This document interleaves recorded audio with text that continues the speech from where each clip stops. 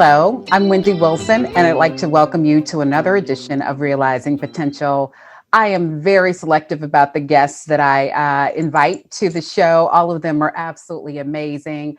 I'm a little biased when it comes to this particular guest. She's at the top of the list, but for personal and certainly professional reasons, she's my little sister and just an amazing contributor to society and always focused on making a difference. And she does that in the political realm. I could brag about her all the time, but I'll let you become familiar with her in terms of what she's done since she's left the fine city of Albany. She is a native and gone on to do just some phenomenal things. And I'm excited to have the world renowned Miss Erica Savage Wilson. Woo! Thank you so much, Dr. Wilson, for those warm sentiments and that My welcome. pleasure. My pleasure. So excited to have you. I know it's no secrets to the world that they know how I absolutely adore you and oh so proud of what you've been able to accomplish. Likewise, likewise. And I'm excited to be on Realizing Potential and made sure to don my blue for the Unsinkable Albany State University. Absolutely, absolutely. Your mom, my Sora, will be delighted to learn that or to know of that. So we'll have to share the link with her. But let's tell the viewers. Let's just kind of give them a little backdrop in terms of your presence here in Albany, and then what kind of ignited your passion for politics, and how that then segued. Now you have an amazing career. You're working for a firm. You have your own consulting firm. So let's learn what's been happening, but let's talk about the origins. Sure. I've come from a politically active family. I had family members that were involved in the civil rights movement in Albany, Georgia, where Dr. King was present. And it was not that it wasn't a success. It is just that the person that he was rallying against had studied his strategy, in fact, and Dr. King did acknowledge that. Having that background of family members that were involved in the movement, and then really growing up being very much so freely led to have political discourse in our family. One of the things that I love sharing with people, and just like young people, when I have the opportunity to talk to them, is that the household that we grew up, my father was an active duty Marine. I know you and I share that in common, that military, particularly Marine lifestyle. And my mom was an educator. And so what we were challenged to do is once a week to come to the table having learned a new vocabulary words. And this is not making up. My parents were very much so sticklers of that. And then reading what we called current events at that time and being able to talk about that particular article or the pieces that we read. And so later in life, I began to engage in political activity, worked on some local campaigns, did some state campaigns, and then went on and had the fine opportunity to work a congressional campaign and also act as a surrogate, which is something that really rests in my heart, being able to talk to people within the community and within districts to hear what it is that they had to say, and then talk about what the candidate, the incumbent, their messaging for how they were going to continue to either prioritize that community or what the list of priorities were and what I needed to bring back to the candidate. And so through all of that work, attended a political boot camp, met with some people, had just really, really great conversation over a week-long period. And unbeknownst to me, there were discussions about me just interacting with these individuals and institutions for a week. And actually, around Thanksgiving of 2016, I received an email that said, "Hey, how are you doing?" from someone that runs a progressive organization, and said that, "Listen, there is an opportunity here in DC. We thought of you and thought you would be a perfect fit as director of this particular political firm. Would you be interested?" And mind you, these are people that I only had the pleasure of being around for a week. And so with that, that really brought me into DC and really opened up the door for me to be able to do what I enjoy doing, which is talk politics, read politics, and discuss politics. And from that, I created my my platform, Savage Politics, in those different iterations that has been successfully consistent over the past 3 years. And I have done international work in politics, met with presidential and state leaders, and then also just continuing to message and bring people below the fold, such as in Albany, where there's not really a connection between what is happening locally to what's happening nationally, and be able to talk about that freely 3 days a week, both on broadcast through social media and on television as well. Yes. So I brag about you all the time, behind your back, to your face, all of that. But you brought up a couple points. One, you reminded me of an old adage, and I may not get it verbatim, but it basically says it's not about who knows, it's not about who you know, but who knows you. And Right. so I remember that moment oh so well. I think that's the same time we were going through hurricane. I don't know if it was Hurricane Michael or one of those Hmm. infamous weather systems that came through Albany, and you decided to make a major shift and leap.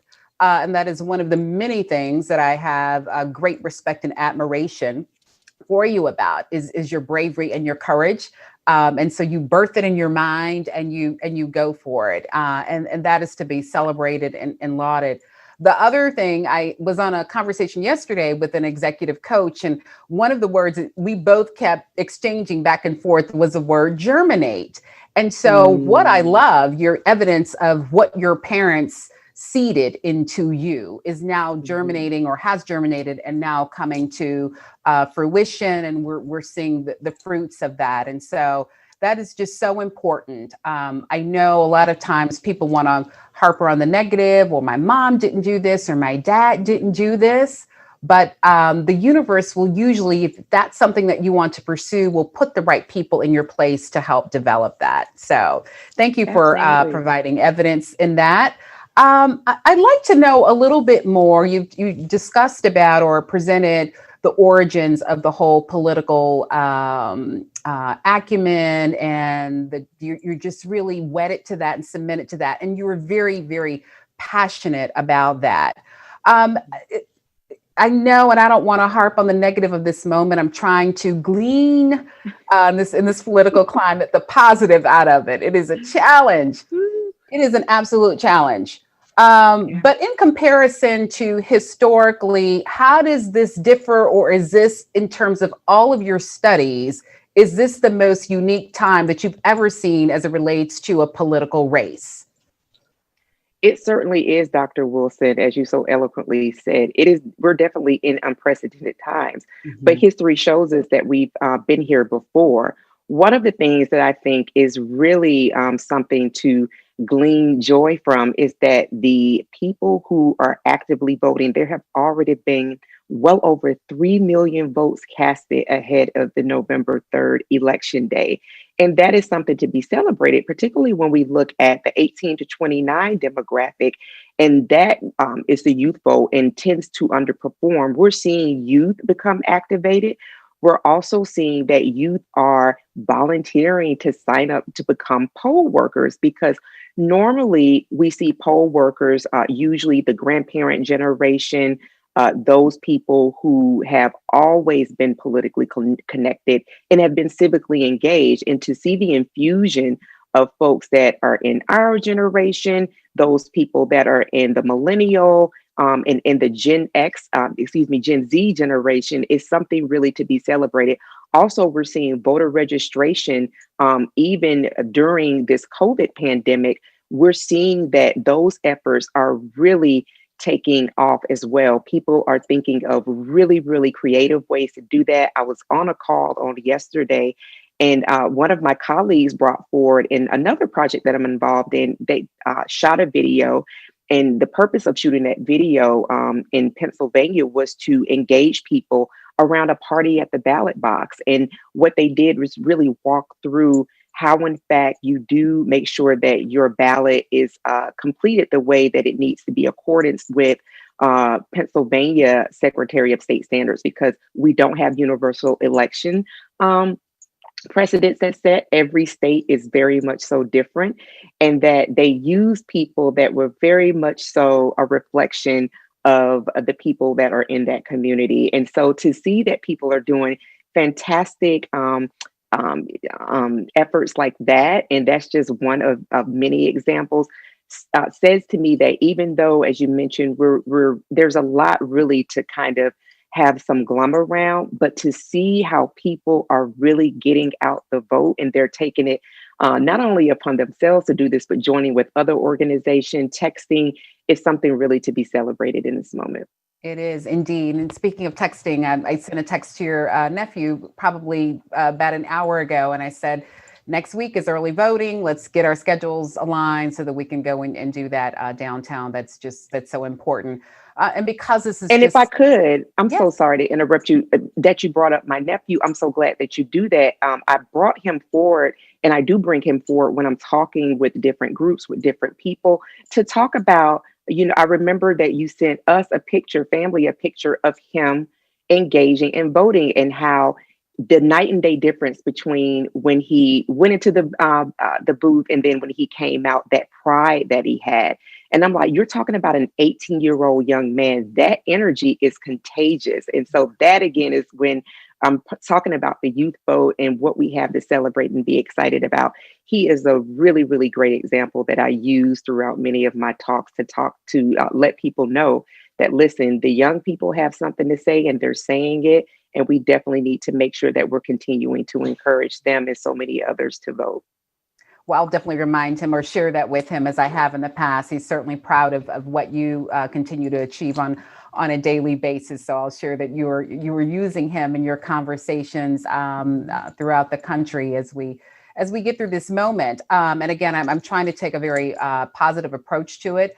As you just mentioned, people are galvanizing, and folks that have been naysayers about the whole voting process are coming out because they understand what the possibilities are. And so it's that whole piece about you cannot complain if you have not taken an active role in making a difference. So that's certainly so very critical. You do this on a daily basis. You eat, breathe, and sleep politics. And I stay on you about the work life balance, because it can be an onslaught, and then you play a role, or you're active in that whole media life as well, and that can be absolutely draining.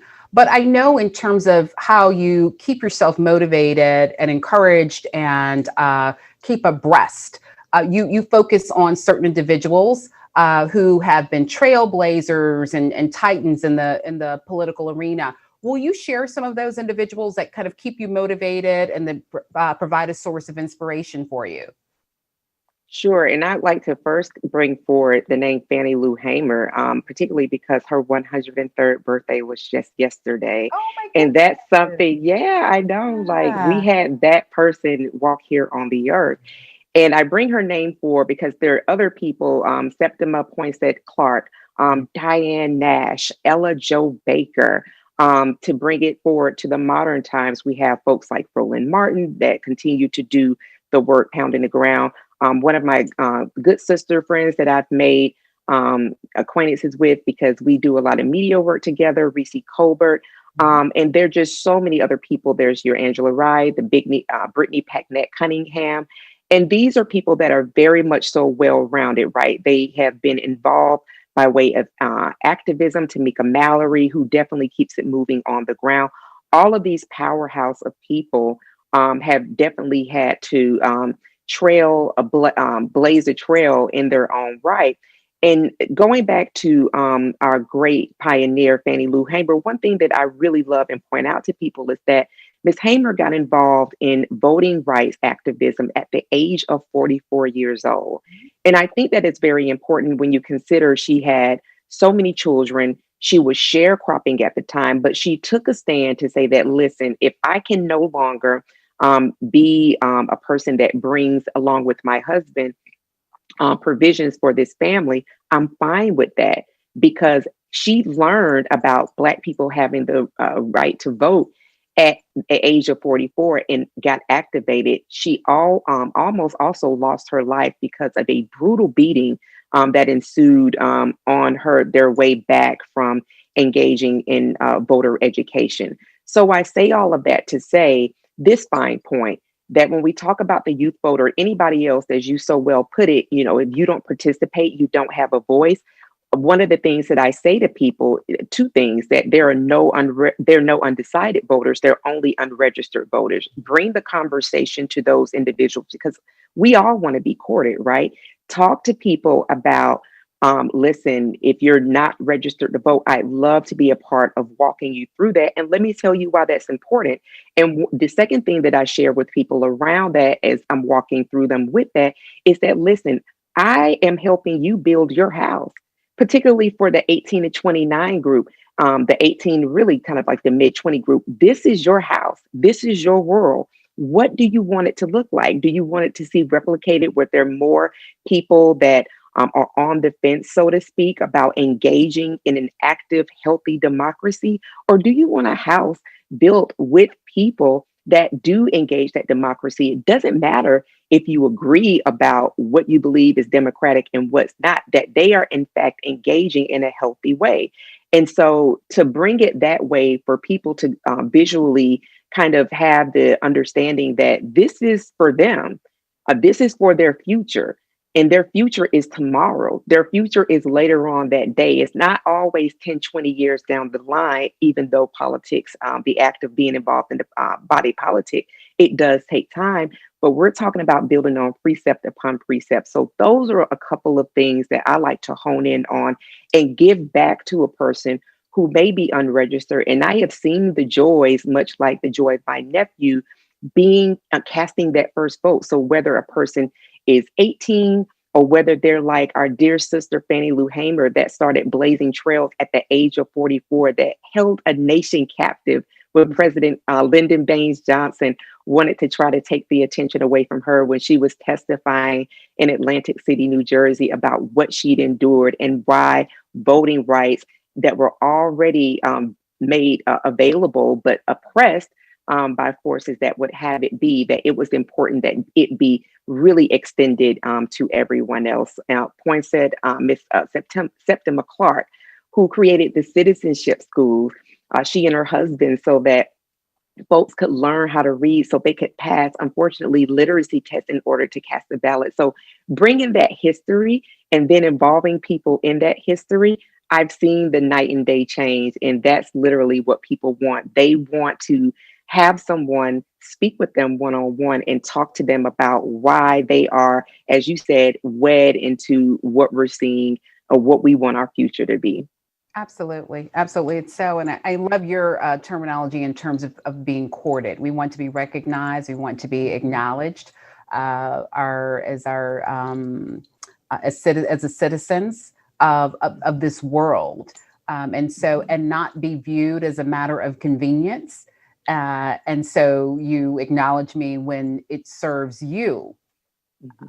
And so there's a lot to that. So absolutely, just acknowledge me. And so that is why and I love, and I hear you talk about this all the time, where there's such a push and a drive for voter suppression, because individuals at power base, they understand what it means to maintain that power, and that if it is then shared, that there's a shift, and then you have to then consider or open up the doors in terms of equity. So I totally agree.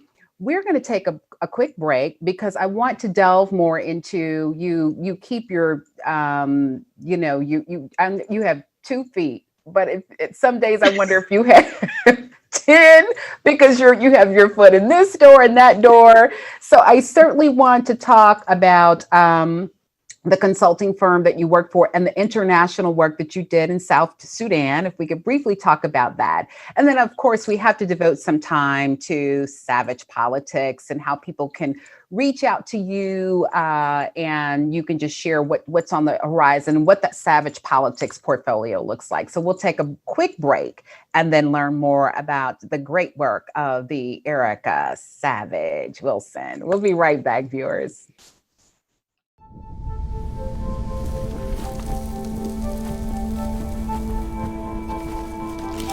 Eva Marie smoked 12,000 packs of cigarettes over 15 years.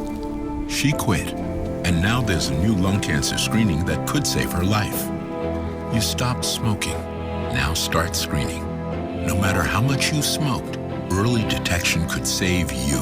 Talk to your doctor or learn more at savedbythescan.org. Viewers, thank you so much for joining me again with Erica Savage Wilson of Savage Politics, the amazing one. I'd like to learn a little bit more. I know, but share with our viewers. I was so proud of the work that you did in South Sudan a couple years ago. It still brings me chills, the impact that you made. And don't be modest. Share what you did and share some of the stories about. You and I talk all the time about how representation matters and how the women of that country were just so in awe and enamored to see a woman from the States that looked just like them, as beautiful as they are, and extremely intelligent in a position of influence. Share how that came about. I'm so glad to do that. And so that's one of actually the things that I hold dear to my heart, Dr. Wilson, is definitely international travel and really advocacy internationally. And so our firm has had a relationship with South Sudan for well over 12 years, dealing back to help.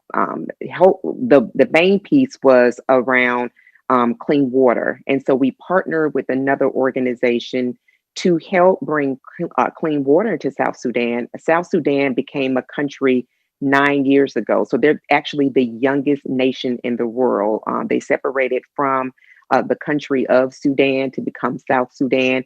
And for many of Sudanese people's existence, it has been really, they've been embroiled in civil wars that have lasted for years, for decades. When they broke free of Sudan, became an independent nation, one of the things that they really wanted to do was to understand the path to peace so that they could join the democratic efforts that they've seen in years before championed by the United States. So in that, those leaders signed a peace deal back in 2018.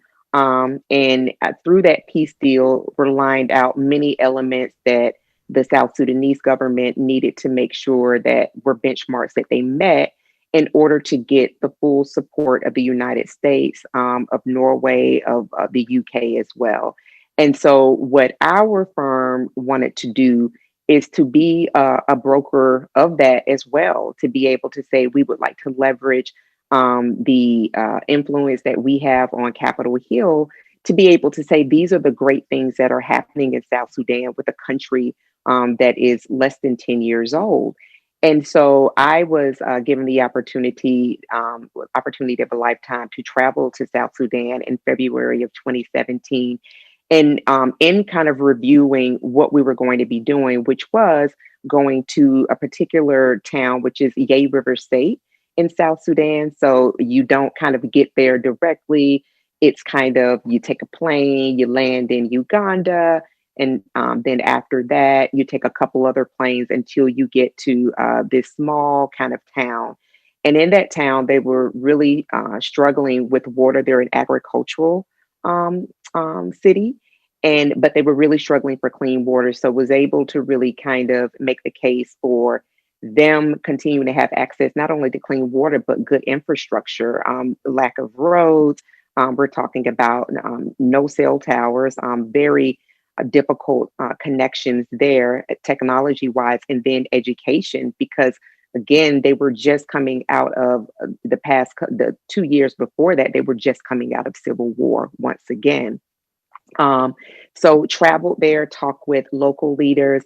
And in when you were talking about the amazement behind seeing someone that looked like them from the States was completely overwhelming. I met with the governor, I met with his cabinet at that time, because leadership has since changed over, and just really got accounting for what was happening in that country and how we could be a connector. A lot of what we were seeing, because they were just coming out of civil war, were those individuals who had joined factions, and lived what, as we would say, in the bush, meaning that they lived really in the bush, Right. just as it says.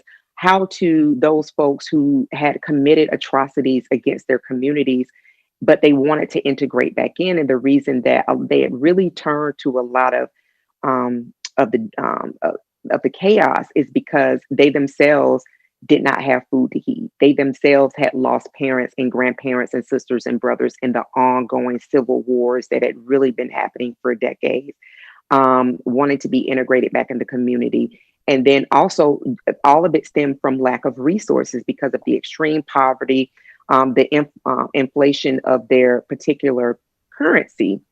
And so saw up close, unfortunately, some women and men who had been harmed by those individuals that were living in the bush.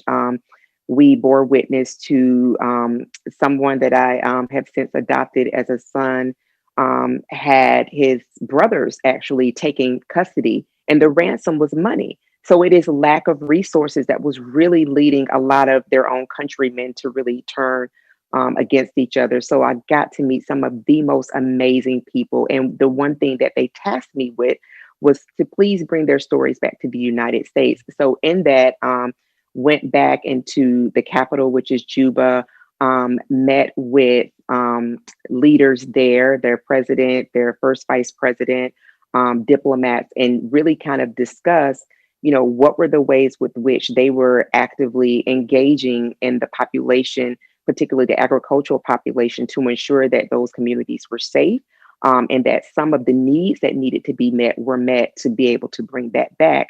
In that, I also discovered that there was a political prisoner that was being held because he was really championing the youth, and the youth are the largest, they're the lion's share of the population in South Sudan. His name had been lifted before the House floor. His name was Peter B.R. Ajak. His name is Peter B.R. Ajak. And Peter was a PhD candidate for Cambridge that had flown home and was taken into custody, held into one of the worst prisons in South Sudan, which was the Blue House. And so once I saw that video, once I saw the work that he had done, I took all of that information, plus the information that I learned from meeting with the president, the first vice president, the local leaders. I met with tribal leaders from the Blue Nile tribes, just all kinds of individuals. I took all of that information back to my office to say, listen, here is a way that I believe that we can, in fact, really kind of impress that South Sudan is changing because they're going to free this political prisoner. We fast forward, continue in negotiations, work caucuses. And in January of 2020, I think one of the most magical things about 2020, he was in fact released. And I want to share this with your audience. And this is after the president of South Sudan and his deputy at the time, President Salva Kiir, his deputy, Dr. Rick Mashur, had the Pope kiss their feet, because he was also, the current pontiff was also urging to please do this in order for there to be some, real understanding that you all are in fact standing for freedom. Show your goodwill. And he kissed both of those feet, kissed both of their feet. That was around Easter 2019, and there was still no movement. So to see that our firm was very much so actively involved in Peter's release, and I was able to talk with him very really recently. I can't go into many details, but to hear him, to hear his family, to hear his wife, and just hear really the sigh of relief that they are somewhere safe after being in a hostile environment, and knowing that the work that was done to free him was actually successful work, and that South Sudan hopefully will continue to engage in this process, where they are really affording the democracy to work, was probably one of the more special times in my professional career. Yes, yes. I love hearing that story over and over again. And so thank you for sharing that with our viewers. I affectionately refer to you as the modern day Ida B. Wells, because you are so, again, committed to advocating for those marginalized communities and individuals, and creating a voice and putting yourself in harm's way to ensure, again, that equity is had by all, and so and freedom as well. So thank you for doing that. I love hearing that story. I'd be remiss, and we're going to get ready to wrap up very shortly, but we cannot conclude this wonderful engagement without the viewers knowing about what does Savage Politics include? How can they reach you? Some of the great things that are on the horizon. Thank you. So Savage Politics is an independent arm that I developed, started about 3 years ago, and it is literally lifting below the fold commentary to the top of the fold. And what I mean by that, as a daughter of Albany, Georgia, that is kind of one of the things that has, really hurt me to understand that there just really was a disconnect from between how national politics does in fact impact local, right? And the same with local and national. So I wanted to kind of be a resource of being able to really take that political minutia and break it down in a way that people can see, whether they're in Albany, Georgia, or whether they're in Yei River State, South Sudan, to understand that when you have good information and you engage that information, that does give you power. And not only just to share that with people, but to bring them into direct action where they be able to see and feel that. And so Savage Politics is not only a podcast, it is also a 3-day-a-week live broadcast that goes every day, not every day, but every Monday, Wednesday, and Friday at 7:30 a.m. People can go to my Facebook page and tune into that. And then also I do a newsletter, which used to be every Monday, Wednesday, and Friday. But on last Saturday, we started a really important mandate, which I'm calling the Election Flex.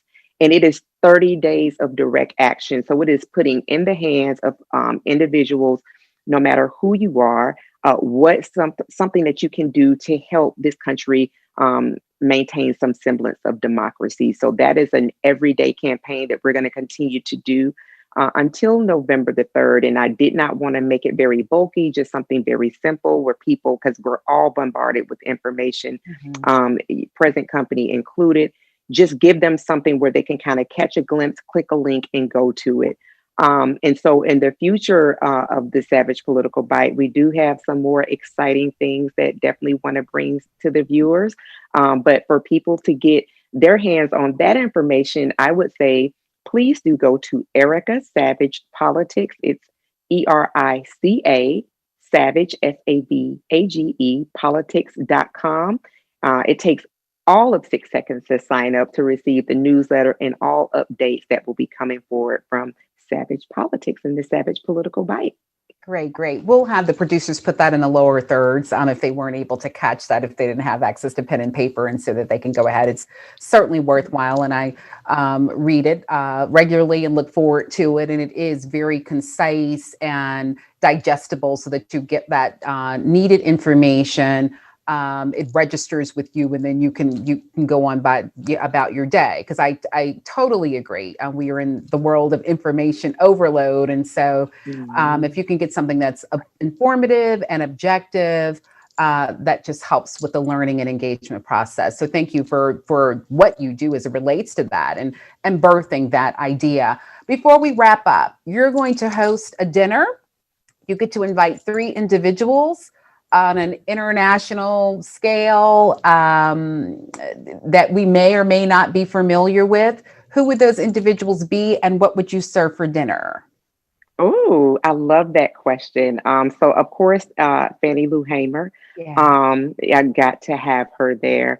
I also would love to have, I would say, this is a really good question. I think Ella Jo Baker.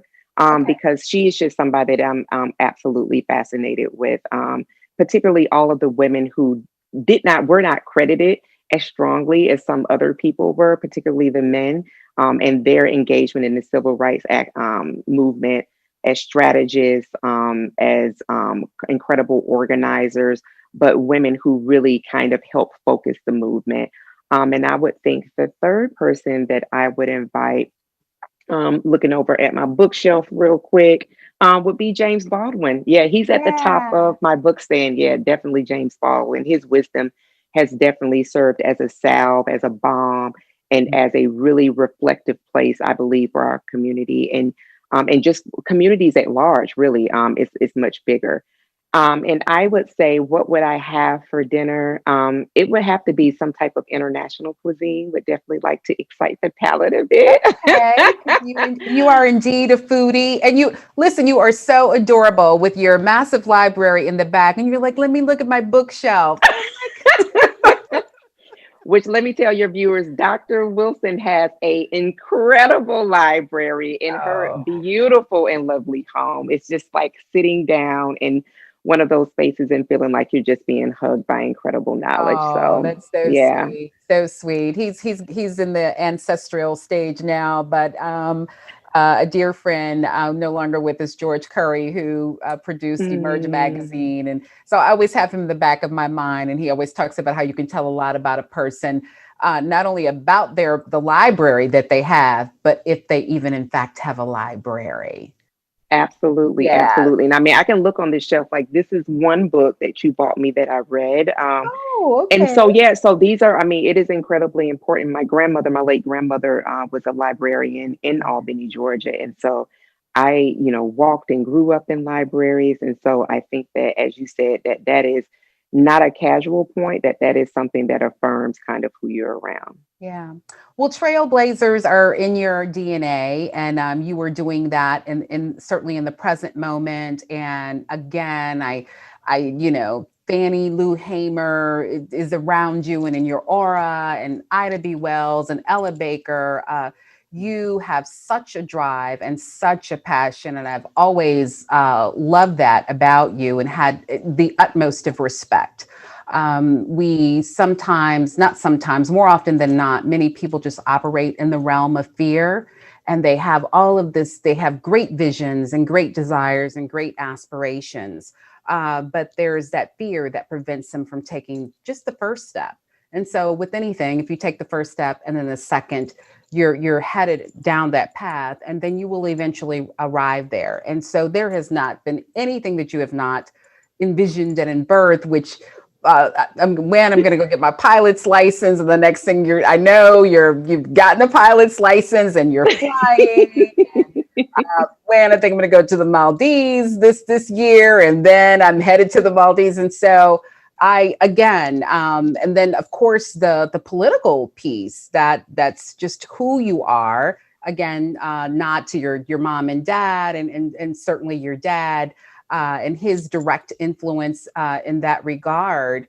But I'll never forget that day. I think we were in my family room, and you said, "I'm going to do this," and so you've never lost contact with Albany, and that's, as I love what you said earlier, Albany's daughter. But now a huge gain for the politic of DC and that whole community there. You are thriving, and again, who knew in such a short period of time what you were able to do in that window, and then the international piece. So we could go on and on. I don't know what's going on in Venus and Mars, but I would not be surprised. I Stay would not be tuned. surprised. Yeah, exactly, exactly. But thank you so much for joining me today. Let us know, or let me know, so that we can get you back to learn about what's the next phase of Savage Politics and the great things that you're doing. If Joy Reid is watching, I don't know if they Oh, found the host for her show yet, but when they they were have looking, I it. tweeted, I was like, I've got the perfect person for you, Erica Savage Wilson. So you were already on a national platform on a weekly basis with the Martin show, and Roland Martin Unfiltered, and you do an outstanding job with that. So I'm just excited about what the future holds for you, and I'm just honored to be a part of that space. So thank you for honoring me for this interview today. Oh, and thank you so much. I clearly believe, if I can say right before we sign off, is that the belief that, God lets you know how much he loves you by the incredible people that he places around you. And that would be one, Dr. Wendy and Wilson. So it's great to have people that are really doing the same thing, and that definitely broadening continually. So thank you. I You're appreciate this. welcome. You're welcome. Love you to pieces. We'll chat soon. Thank you for joining me. Viewers, thank you for joining me for this edition of Realizing Potential. I'm Wendy Wilson, and I look forward to seeing you next time.